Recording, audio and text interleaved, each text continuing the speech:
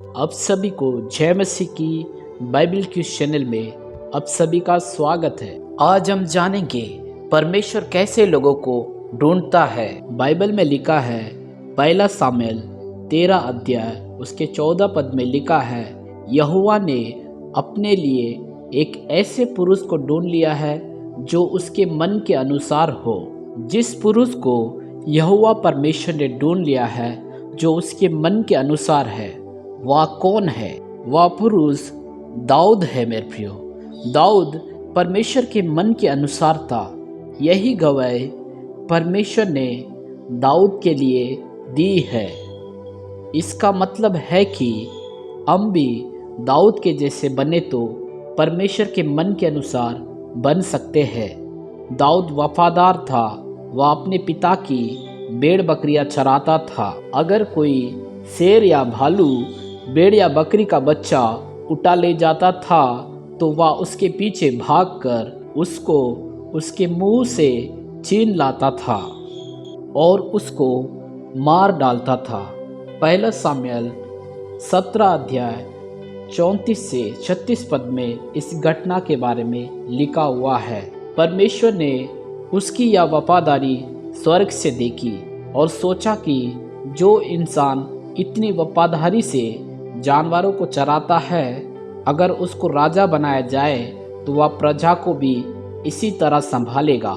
इसलिए अनपढ़ होने पर भी उसके पढ़े लिखे भाइयों के बीच में उसका राजा होने के लिए सामुएल के द्वारा अभिषेक किया गया। परमेश्वर को कोई टैलेंटेड या बड़ी डिग्री हासिल किया हुआ व्यक्ति नहीं चाहिए, कोई ज्ञानी व्यक्ति नहीं चाहिए। केवल और केवल परमेश्वर को ईमानदारी और वफादारी के साथ जीवन जीने वाला व्यक्ति चाहिए। उसने संसार के मूर्खों को चुन लिया है। पहला कुरिन्थियों 1 अध्याय 17 पद में इस बात के बारे में बताया गया है। हमको मूर्ख बनकर उसकी आज्ञाओं का पालन करना है। अजीब बात है कि पढ़े लिखे दाऊद के भाई राजा ना बन सके, परंतु अनपढ़ और सबसे छोटा भाई राजा बन गया, क्योंकि परमेश्वर इंसान का ज्ञान नहीं परंतु उसका मन देखता है। सामुएल भी धोखा खा गया।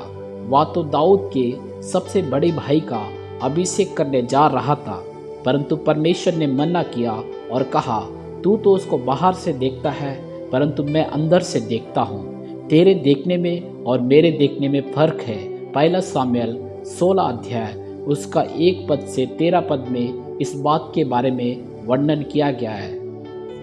आज हम किसी को भी बाहर से ही देख सकते हैं और उसकी आत्मिकता की परख करते हैं, परंतु परमेश्वर अंदर से देखता है। इसके बाद बाइबल कहती है दाऊद नम्र था। वह दाऊद कहता है, मैं दीन और दरिद्र हूँ। भजन संहिता 86 का 1 में लिखा हुआ है। और दाऊद कहता है, मनुष्य नहीं कीड़ा हूँ। भजन संहिता 22 का 6 पद में लिखा हुआ है। सचमुच हम कुछ भी नहीं है, चाहे कोई राजा हो या फकीर हो, सबको एक दिन मरना है। जिसको यह बात याद रहती है वह परमेश्वर के मन के अनुसार है। जो इसको भूल जाता है वह घमंडी है। परमेश्वर घमंडियों के खिलाफ है। याकूब 4 का 6 में लिखा हुआ है। फिर दाऊद हमेशा धन्यवाद करता था। भजन संहिता 34 का 1 में दाऊद कहता है, मैं हर समय यहोवा को धन्य कहा करूंगा और उसकी स्तुति निरंतर मेरे मुख से होती रहेगी। दाऊद दिन में 7 बार स्तुति करता था। भजन संहिता 119 का 164 में इस बात के बारे में वर्णन किया गया है। हमको भी हर समय यहोवा परमेश्वर की स्तुति करना चाहिए, उसको धन्यवाद करना चाहिए, क्योंकि यह उसको पसंद है। जिस हाल में परमेश्वर हमें रखे उसी हाल में हमें खुश रहना चाहिए। दाऊद केवल परमेश्वर से डरता था, इसलिए वह किसी से भी नहीं डरता था। भजन संहिता 27 अध्याय उसका 1 पद में लिखा है, यहोवा परमेश्वर मेरी ज्योति और मेरा उद्धार है, मैं किससे डरूं? यहोवा मेरे जीवन का दृढ़ घर ठहरा है, मैं किसका भय खाऊं? सबसे बड़ा परमेश्वर है, उससे बड़ा कोई नहीं है। जो उससे डरेगा वह किसी से नहीं डरेगा।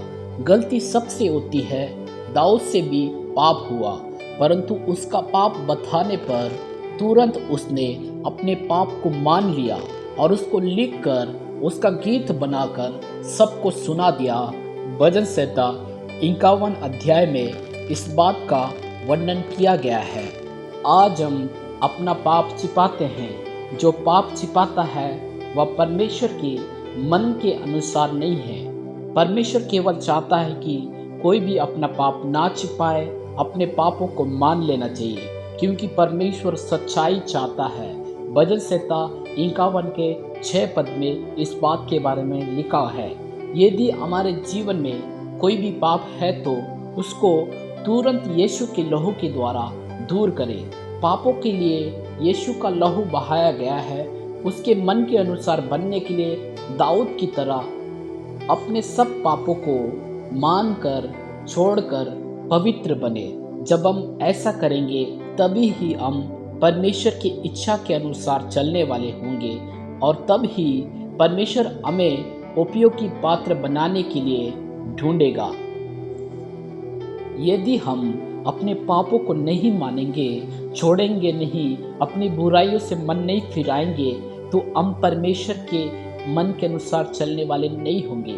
यदि परमेश्वर के मन के अनुसार चलने वाले होना है तो हमको अपने पापों को मानकर उन्हें छोड़ना पड़ेगा, उन्हें छोड़कर हमें पवित्र बनना पड़ेगा। तभी ही हम परमेश्वर के मन के अनुसार चलने वाले होंगे और परमेश्वर के लिए उपयोगी पात्र बनेंगे। तो परमेश्वर इन वचनों के द्वारा आप सभी को आशीष दे। यदि इस संदेश के द्वारा आप आशीषित हुए हैं तो चैनल को फॉलो करें, लाइक करें, कमेंट करें, शेयर कीजिए, ताकि दूसरे लोग भी आशीषित हो।